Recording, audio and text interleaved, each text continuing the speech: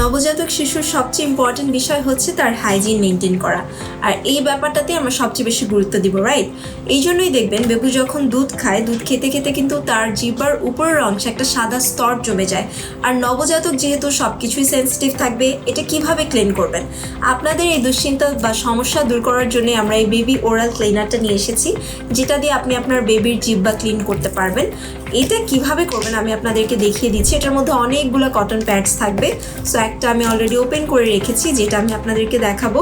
এই যে এরকম একটা কটন প্যাড দিয়ে কিন্তু আপনার বেবির যে জিহ্বার উপরের অংশে সাদা স্তরটা জমে গিয়েছে সেটা ক্লিন করতে পারবেন। একদম সফট একটা ম্যাটেরিয়ালে আপনাদেরকে এটা প্রোভাইড করছি আমরা। একটা স্টিক দিয়েছি, সেটা দিয়ে আপনি খুব সহজেই কিন্তু জিহ্বাটা ক্লিন করতে পারবেন। আর যদি এই ক্লিনটা আপনারা না করেন, বেবি কিন্তু খাবারের প্রপার স্বাদ পাবে না, পুষ্টিহীনতায় ভুগবে। সো এটা কতটা ইম্পর্টেন্ট আপনারা বুঝতেই পারছেন। তাই এখন থেকে বেবির হাইজিনের জন্য ফার্স্ট প্রায়োরিটি মাথায় রেখে এই বেবি ওরাল ক্লিনারটা অর্ডার করে দিবেন আরিয়াল খার ফেসবুক পেজ অথবা ওয়েবসাইট থেকে।